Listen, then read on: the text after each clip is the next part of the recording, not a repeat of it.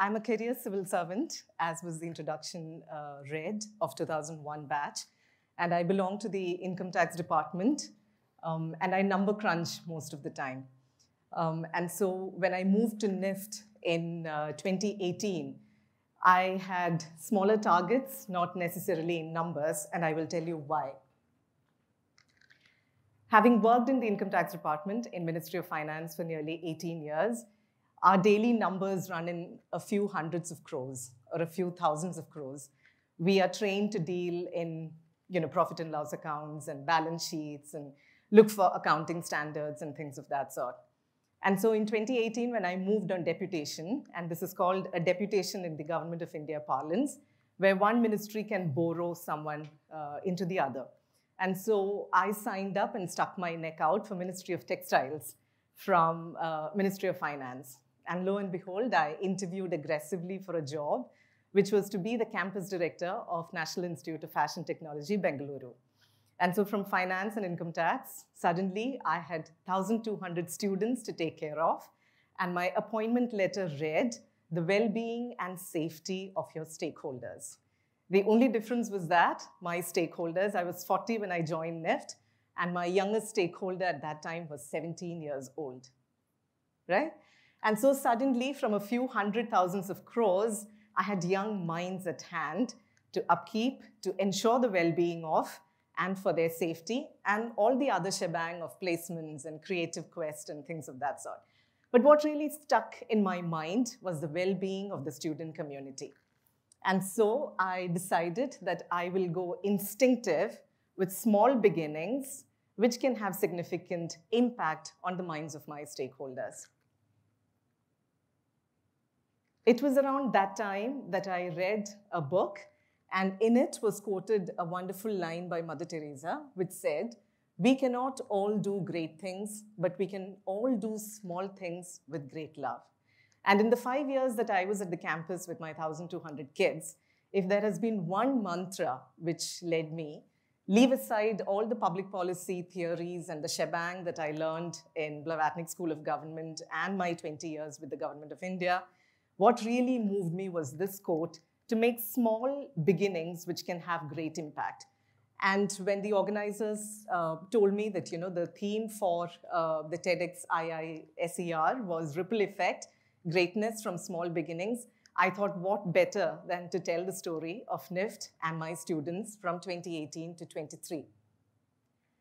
I'm going to take you through 4 administrative interventions during my directorship: breakfast on the go, Griffin, Bilahari, and clothes swap, in order to strike and impress on the point that you don't need a few hundred thousands of crores. You don't need dehumanized numbers. And by numbers, I also mean grades and your salary packages and your job opportunities at all. But what you need is small micro habits and micro interventions that will lead you to great impact.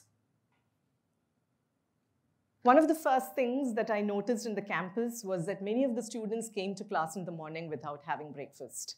And as a student community sitting here, I want to ask you this question: how many of you go to class without a breakfast? Show of hands. Thank you. So nutritional deficiency, and we are largely in a culture where we stay awake throughout the night. I'm not too sure whether Swiggy and other delivery partners work here up at Vidura, but throughout the night you nibble, and invariably we have just 2 or 3 hours of sleep, and then have washed down all of that night with a cup of coffee or tea and go to class without anything in the tummy.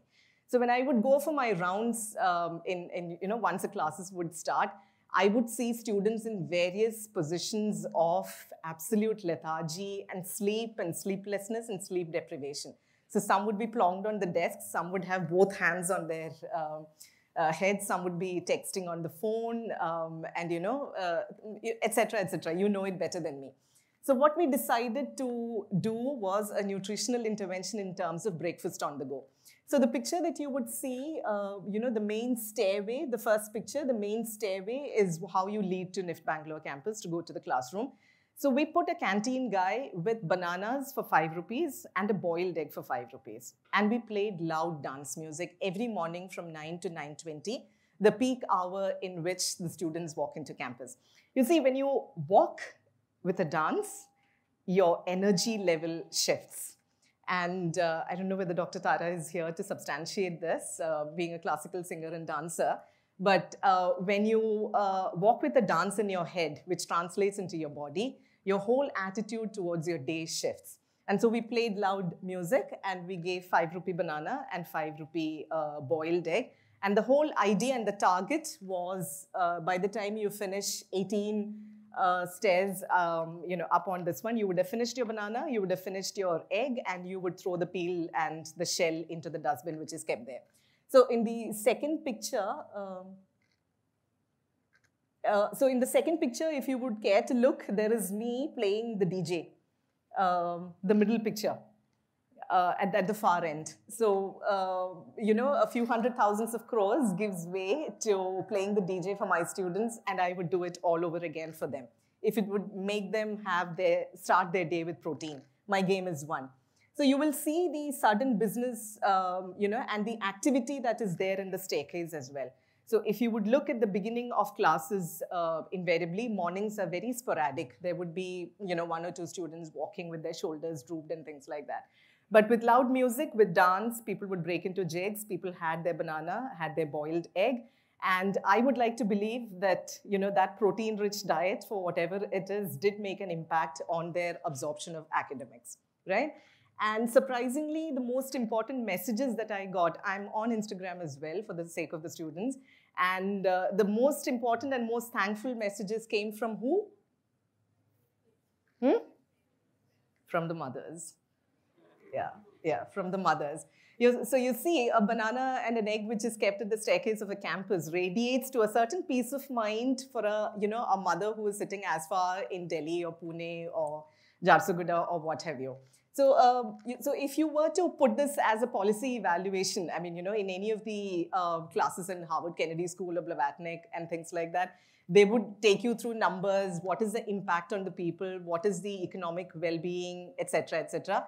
But this is transcending all that. This was a very, very small intervention to give 1 small banana and 1 boiled egg to the students just before they started class, so that your body and your brain is also supportive of your academic requirements.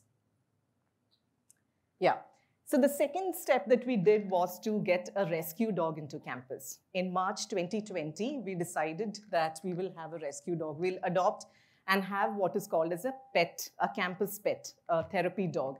So the college that I was in, Oxford, we had a campus dog, and many universities abroad, including Yale and many in UK, do have therapy dogs.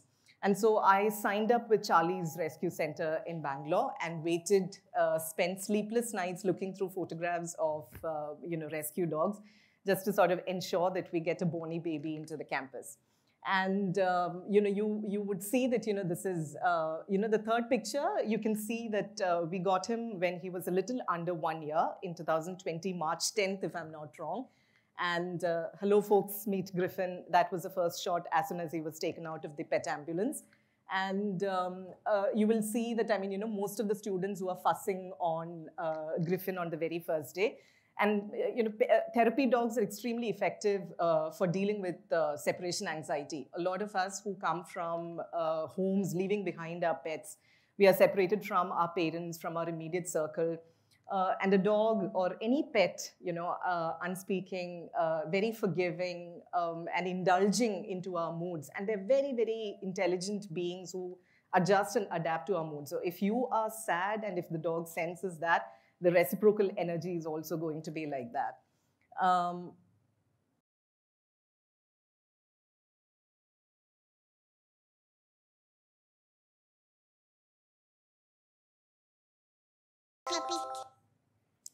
So there was literally, 1,200 students, 1 tiny dog. It was being fed, bathed, walked. It was being given treats at all odd and sundry hours. Finally, we had to issue a circular saying that, you can not feed him so much. And after 4.5 years, this is an obese little dog in NIFT campus now, overfed, underwalked, pampered to the core. and definitely a dopamine, oxytocin, all the feel-good hormones that you can think about. So Griffin has maximum number of recipients just before exams, just before assignment submissions. And you will see that, he's so used to the attention that if there aren't people fussing over him, he's lost. The third intervention that we did academically was to introduce Bilahari, a morning mindfulness assembly every month. This was modeled on Jiddu Krishnamurthy's assemblies in Rishi Valley, where Indian folk, Indian classical music and dance is stressed upon. Added to it, we brought in a dimension of inculcating mindfulness.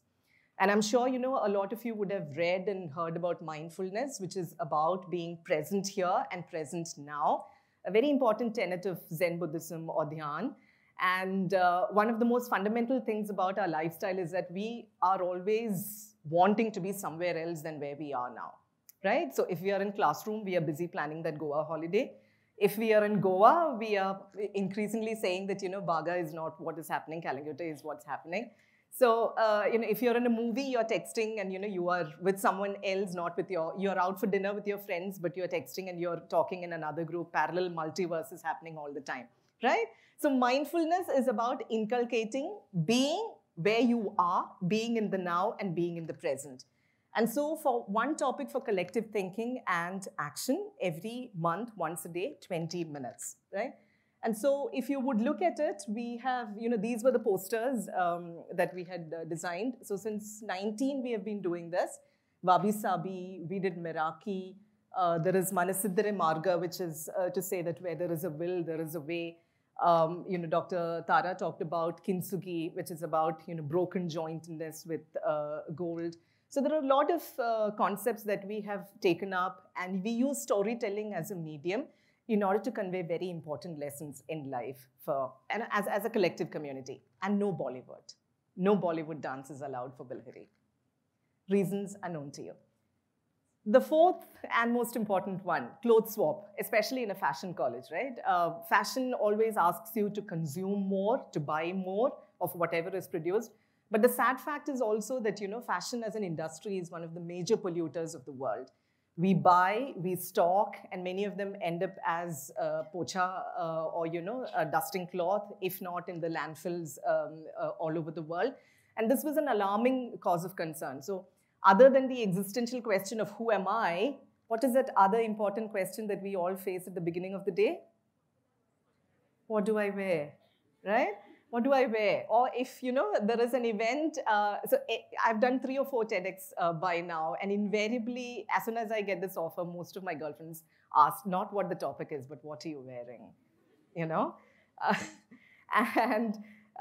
So, the onslaught of visuals in social media also mean that the hashtags of OOTD and what I'm wearing and hashtags of what I wore last night is becoming so important that, clothing, materiality, everything leads to a certain mindlessness in consumption, right?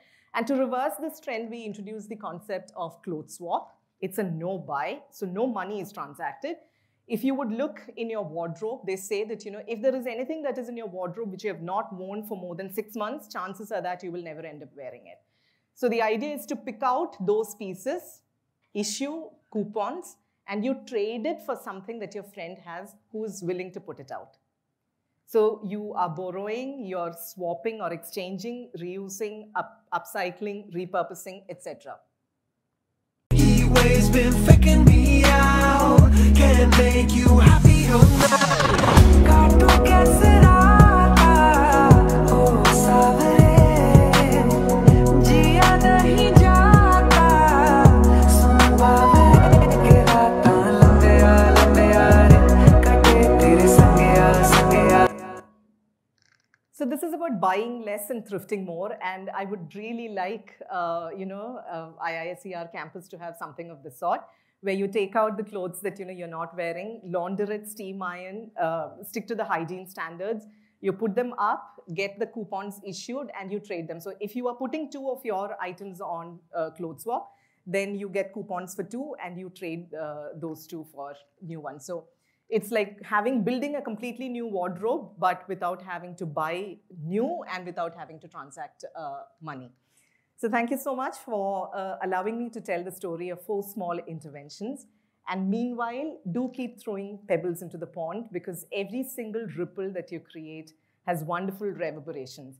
And I come back and reiterate the point that every micro habit, every small habit that you decide for yourself, whether it be laying down the clothes that you have to wear the next day, whether it is to stick to 8 glasses of water every day, eating a banana, eating a boiled egg, these things are all going to add up and contribute much to your significance. Thank you so much.